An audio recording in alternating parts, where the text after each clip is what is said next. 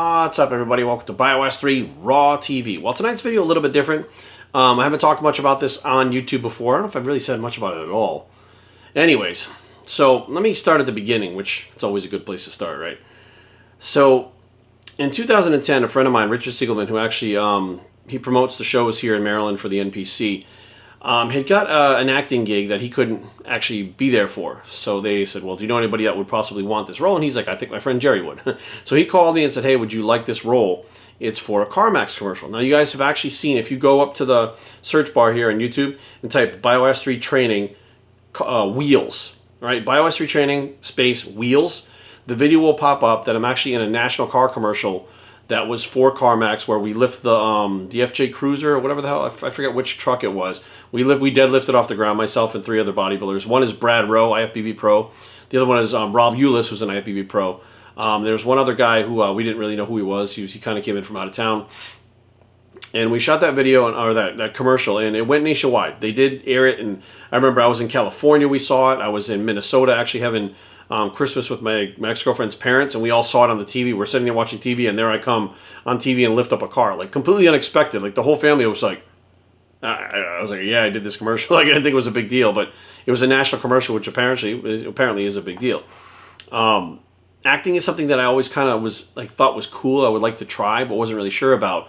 And then when I got into professional wrestling, it's like, being a professional wrestler is a lot of improv, right? So you have this character that you have to become, and there's no cuts, there's no retakes, there's no jump cuts, there's no nothing. Like, you go out there in front of the audience, and you have to become this character and convince the people that you are that character with, you know, your physical movements. You're telling a story with, you know, your talking skills on the microphone, which all of a sudden now you're improving, being this character in front of, you know, you could be anywhere from 20 people at these independent things to like 500 people, depending on how many people. But it doesn't really matter how many people are there. You know, even if there's 5 people in the crowd, you still have to make that 5 people believe that you're really this character. So acting was something that, you know, I thought would be cool to try. And of course, the commercial was just a real quick thing.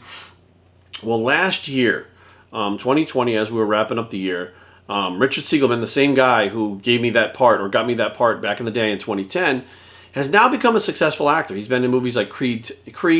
There's the new one, Evil at the Door, that's going to be out soon. He's been in a bunch of things. Like, if you look him up on IMDb, he's been in a shitload of things already. And he's been doing that for the last maybe 2, 3, or 4 years. He's been pursuing acting. He's part of SAG, etc., all these types of things. And he actually owns a production company now called Trick 6 Films. So last year he called me and said, hey, are you still wanting to get into acting? Let's fix this fucking camera. I'm going to make that shit square. He's like, do you still want to get into acting? And I was like, I don't know. I don't know anything about it. You know, I was like, what do you think? He's like, I think, you know, you have a certain look. He goes, you know, you're probably going to get typecast. I'm like, I don't give a shit. The Rock gets typecast. Who cares, right? So he says, why don't you come down? You can be an extra in this film that we're doing called Volkov Origins. They're filming in Virginia. We'll go down there. We're filming from midnight to 6 in the morning. And I was like, well, that's interesting. Just filming from midnight to 6 was interesting to me. So it's something that I don't really do. I'm not really, I mean, I'm up anyways. But to be out, like, doing stuff, like, okay, let's give it a shot. So I meet up with him, and we go to the shoot. And when I walk on set, I walk through the doors, and everybody just kind of looked at me. Because as far as everyone else, I had a bodybuilder look. More of a bodybuilder look, a bigger, more muscular look than the other people that were in the movie. And I really kind of was like, you know, I was in the background, so not many people would see me, but there are scenes where the camera comes through and I'm on the camera full. I'm playing pool in the pool hall, etc.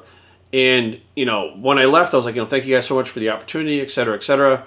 And I guess the director and the producer had grabbed Rich and was like, who's that guy? And he's like, oh, it's my buddy Jerry. And they're like, well, you know, we'd like to use him in other parts of the film. Like, we have some other scenes we'd like to add him to. So now all of a sudden this background character actually kind of took on a role where I have more scenes and is no longer just a background character. He's like a kind of a far supporting character where I'll be doing some other scenes. And Rich is actually in that movie. I'll be doing other scenes with Rich that we still have to film. Of course, COVID screwed all that up and restrictions and things like that. No, we still have to film that other one. So I'm on Volkov Origins, which was, you know, something that out of the blue that I decided to just give it a shot, right? And it worked out.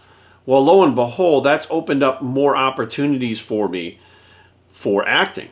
And there was a script that I saw, well, not a script, but a movie that's being produced. It's called Skynet Rising. Now, by the title, you might be able to grasp the concept that this is one of the Terminator movies. and I saw that they were casting for extras. And I said, perfect. You know what? That's what I do. I'm an extra. I'm just starting at this. So I sent in all my stuff. I am on IMDb now because of a Volkov and the other things. And I sent in my resume, which is pretty much not much right now. And I got a callback. And they said, hey, we would love to have you on the film, but not as an extra. We have a role for you. We think it would be great. It's a very pivotal role. It's an important role. And I was like, oh, shit. And they're like, they kind of went over a little bit what it was. And like, I said, I don't know. You guys are the experts. You guys are the one doing the film. You're the ones that are casting. You're the ones that are directing everything. What do you think? Do you think that I would be okay for this role? And they said, that's why we're offering it to you. We've been looking to cast it. As soon as we saw you, we're like, this is the guy that we need for this role. And I said, yes. So they sent me the NDA, which makes me not able to talk much about what's going on. I signed the NDA. They sent me the script. The script is actually behind me right here. It's a pretty lengthy script. It's a full feature film, obviously. And we begin shooting at the middle of August to the end of August. Now, here's the thing. I wasn't sure, to be honest with you. I'm like, do I want to do this acting thing? And now all of a sudden I get this opportunity to take part in a franchise, which is the Terminator franchise, which, now that I'm kind of getting involved in the industry a little bit, I was wondering how this worked. And I think you guys might find this very interesting because right now, I don't know if any of you have noticed, but there's not a whole lot of blockbuster movies being produced, filmed, or even shown. Right now, by the middle of summer, we usually have multiple blockbuster movies that are attached to McDonald's, Taco Bell. They're pushing them all over the place. We're not really seeing that. But what we are seeing is these streaming services. So there are streaming services like Amazon, YouTube. I think they have YouTube Red. It used to be YouTube. They called it something else before. We have Hulu. We have Netflix. We have all these different type of streaming services now that are purchasing. They're purchasing movies. They're purchasing scripts. They're having people. They're hiring people to create shows and movies specifically for these streaming services that you can't see anywhere else. The movie industry has changed drastically due to COVID. And I think it was an adaptation that probably was going to be coming in the future anyways, but we see a lot less people going to the movie theaters now. Like a movie, like I think it was Wonder Woman 84 or whatever it was. It came 87, 84, whatever it was. When it came out, it debuted. They said it'll be in the movie theaters, but it's on HBO Max at the same time. So Aaron and I watched it that night that it came out on HBO Max. Didn't even have to leave the house. I'm like, well, this is weird, right? Because it's for free. Like if you have HBO Max, you don't have to pay to watch it. It's just on there, right? If you don't have like HBO Max or whatever, things are coming on Netflix. You can pay to watch it on Netflix. There's like $10, $20, whatever the case may be.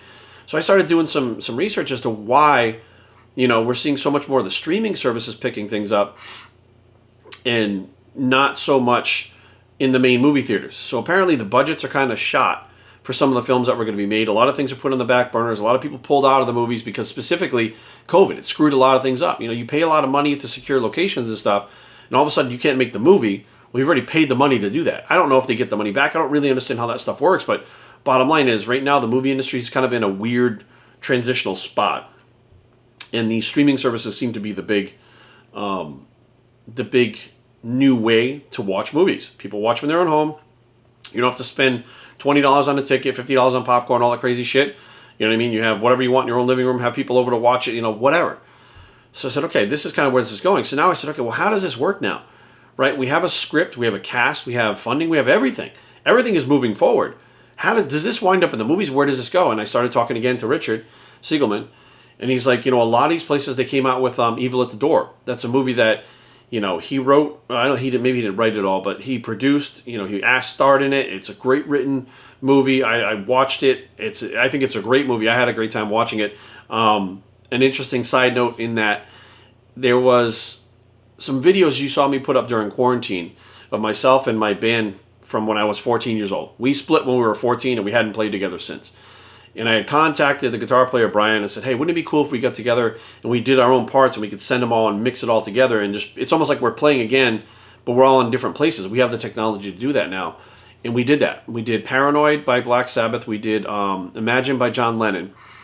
And then the opportunity came up for this film, Evil at the Door.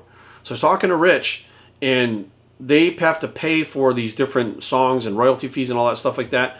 And I said, wouldn't it be cool if we could write a song after 30 years and put that song in the movie?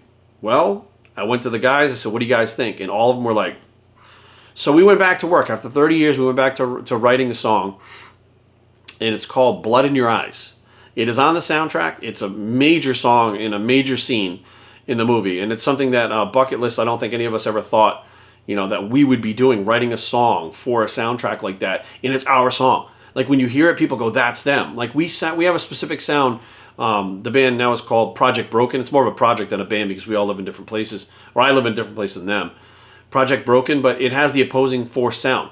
There are 4 of us that were in the band when we were younger, and we have Matt Tanner who plays piano and keyboards added to that. But it has a specific sound with the 4 of us that we always have.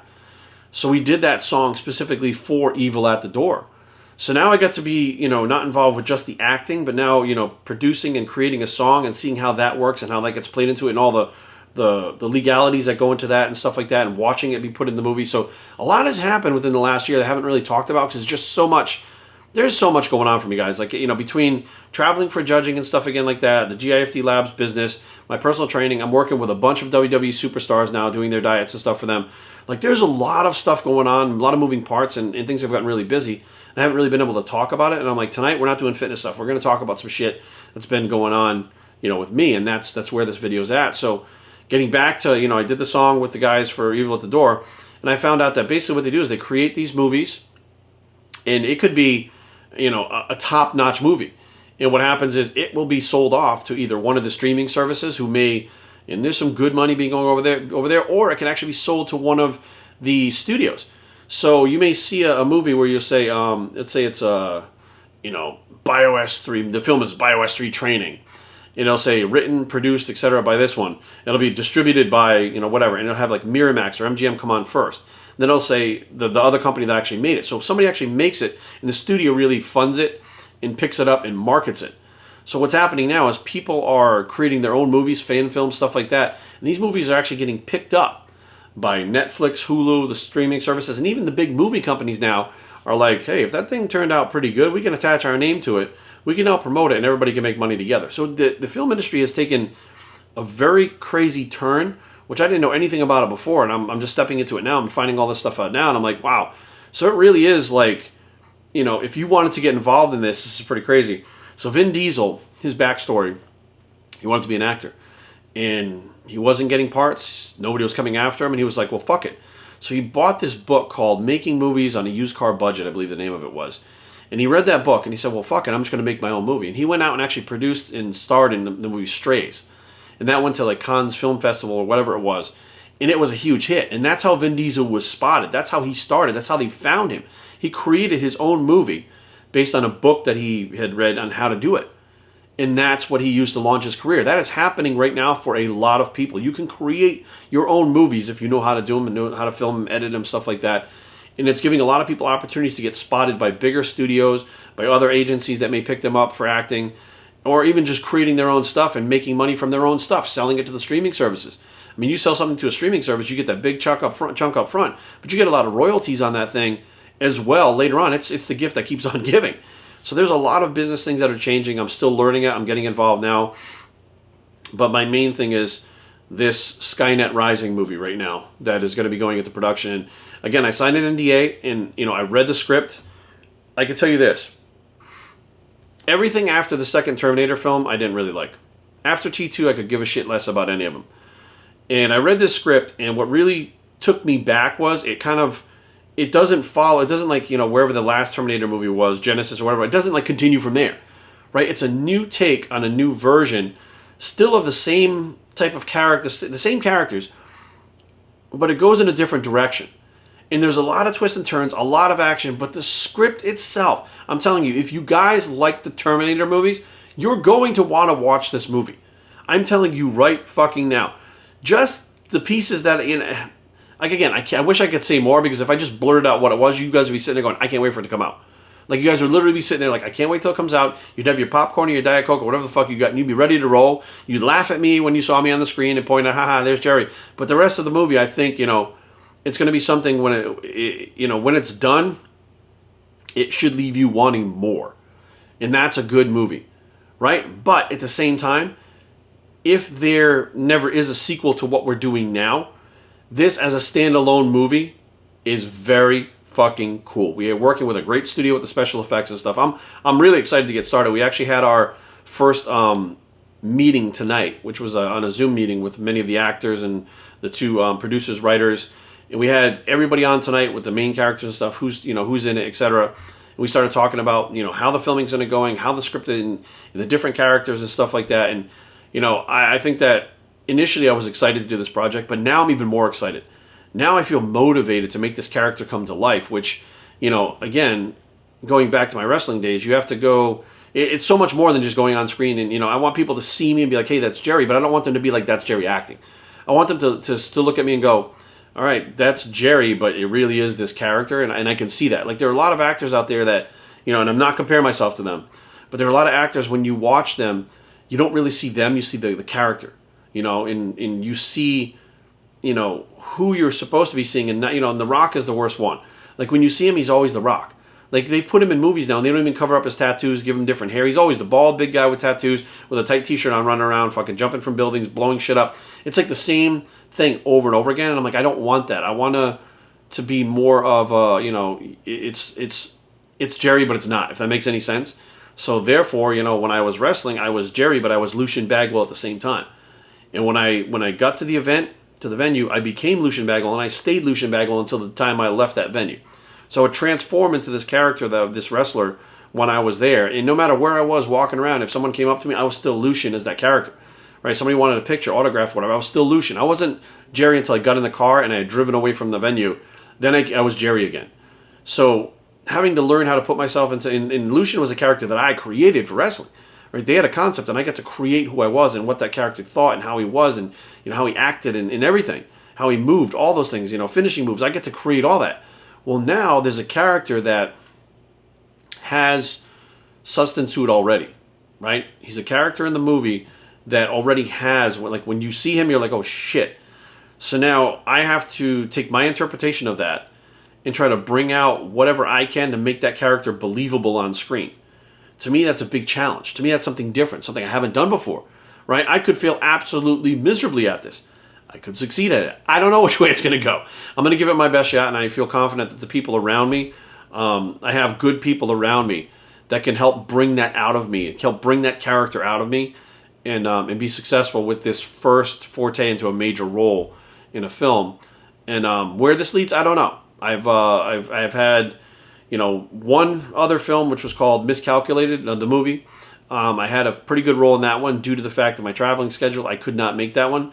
And I had to decline the opportunity to do that one, which was I was supposed to play Victor, which was a kind of Russian gangster, which I thought was pretty cool. But unfortunately, because of scheduling and my NPC judging, I couldn't do that one. I auditioned for another role in a movie called Smack as a drug dealer, which, of course, right up my alley. So there's a lot of things in the works, and there's a lot of opportunities, and I think I need to be careful to pick the ones that I think that I can do a good job at, and I just grab anything where, I look like a jackass on the screen, which is, of course, not what I want to do.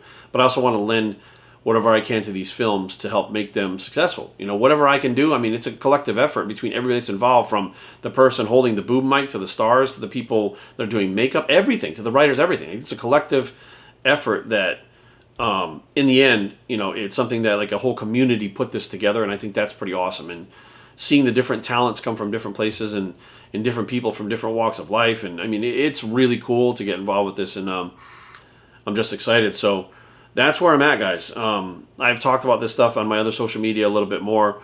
YouTube, it's more me ranting in the videos and stuff like that, but things are definitely going down a different path. Things are definitely going in a different direction for me, and I sound like a broken record and sound so cliche that I say I'm blessed. I've been able to step back over the last year during lockdowns and look at my life. And guys, look, I've had I've had a storybook life. Not just the good things, but the bad things that I've gone through too. It's been up and down, push, pull, back and forth. But, all in all, I'm like, here I am, and I'm 45 years old. I'm doing exactly what I like to do, what I love to do, right? I love bodybuilding. I'm a bodybuilding judge. I travel judging bodybuilding competitions. How awesome is that? Right? I have my training business. I help people accomplish their goals in person and around the world online. How awesome is that? I have my clothing line. I'm able to stamp my own label on things and create something that you can physically wear, that other people can physically wear, and go out there and promote themselves, or, go out there and show people you know, who they are inside based on what they're wearing on the outside. And here I am at 45 years old, embarking on another journey, one of my childhood dreams of being an actor.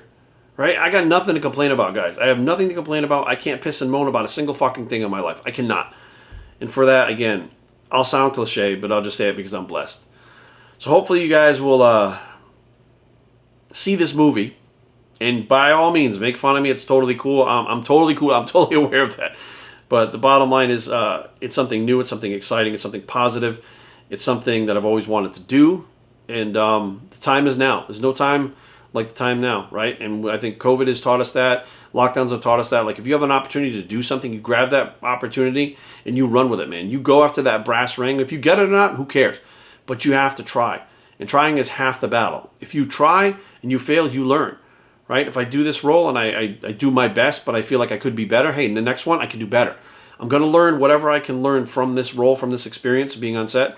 I'll be able to apply it to the next one, and then to the next one, to the next one. And that's how Rich did it, and I was able to watch him do that, and able to see him as he made a blueprint for me to follow, you know, as he went through the acting and now into producing and stuff like that. So, yeah, Skynet Rising, guys, keep an eye out. It's probably going to be a while before that film comes out because we're not even shooting it yet. We've had multiple delays due to restrictions and stuff like that, but it's going to happen soon. It's on the vision board. It's on the vision board, and we're moving forward. So thank you guys for listening. And when you guys see the movie, I'm pumped. I can't wait for the feedback. Bad, good, doesn't matter. I'm in a feature film, guys. It's pretty badass. Thank you guys for listening. Have a great night. BioshockTraining@gmail.com. Leave comments down below, but don't fight. BioshockTraining.com is a blog. It's the feature film bicep now. Oh, wait, that arm's going to be in a feature film. And we are out.